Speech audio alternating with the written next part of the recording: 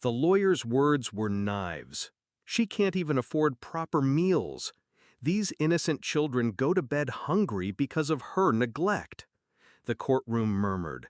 The judge's brow tightened. And me? I sat silent, powerless. Because he was right. I couldn't defend myself. Not because I was guilty, but because he had taken everything. The accounts, the savings, the proof. He'd starved me on paper so I'd look unfit in person. It was his favorite trick, not just to wound me, but to make the wound look self-inflicted. I gripped the edge of the table, knuckles white. My throat burned with unshed words. For months, I had carried shame like a second skin. But then, small footsteps. My daughter, just 9, walked forward. Her hands clutched a shoebox, taped and bulging. She placed it in front of the judge. "Your Honor," she said, her voice trembling but clear, "Daddy told me to hide these receipts." The room froze. The air fractured. The judge leaned forward, eyes narrowing.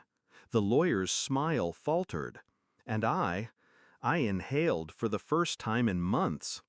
Inside the box were receipts, dozens of them, bundled in rubber bands.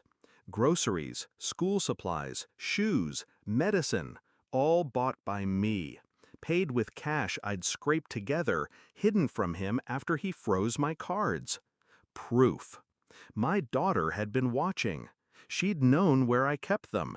She had saved me. I hadn't always needed saving. When I first met Daniel, he was all charm. Hands that never shook, a voice that could sell anything. He looked at me like I was his missing piece, and I believed it. We built a house, a family, a life. But a man who needs control can't share it. What began as subtle, the way he revised my grocery lists, the way he handled every bill, soon became absolute. He held every password, every dollar. My world shrank to his terms. I told myself it was easier to let him, that marriage meant trust. But trust is just blind faith in someone else's silence. Then came the divorce. His mask slipped, and I saw what he was capable of. It started with patterns. Milk in the fridge, dated weeks ahead. Groceries that weren't mine. He'd buy things, then hide the receipts, starve the evidence. He wanted the judge to see me as reckless, incapable. He knew exactly how it would look. And it worked. For months, I looked like the failure. But I stayed quiet. I played the part of the beaten ex-wife. And in that quiet, I planned. My daughter saw more than I realized.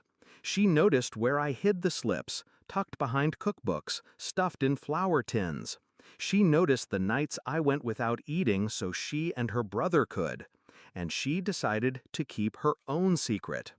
The judge's hand hovered over the box. He pulled out bundle after bundle. He read. He compared dates, handwriting, signatures. He looked at me. The lawyer stammered, "Objection! This is irrelevant!" The judge silenced him with one raised palm. Then he turned to Daniel. "Is this true? Did you instruct your child to conceal these from the court?" Daniel's jaw twitched. He opened his mouth. Nothing came out. For the first time, the man who'd rehearsed every angle, every lie, stood speechless. My revenge wasn't loud. It wasn't some grand declaration. It was sitting still as his case collapsed, his credibility crumbled, and the courtroom that once pitied me now pitied him. The judge's words were final. Full custody to the mother, effective immediately. Daniel tried to rise, tried to argue, but the bailiff's hand on his shoulder reminded him this was over. When we walked out, my daughter slipped her hand into mine. Her eyes searched my face. "Did I do good, Mom?" she whispered. I crouched down, held her shoulders. "You saved us," I told her, and I meant it. Because revenge doesn't always come from the person wronged. Sometimes it comes from the innocence he tried to exploit. Now, when I think back to that hearing, I don't replay his lawyer's words or my silence. I replay the sound of the courtroom gasping. The moment his empire of lies cracked open.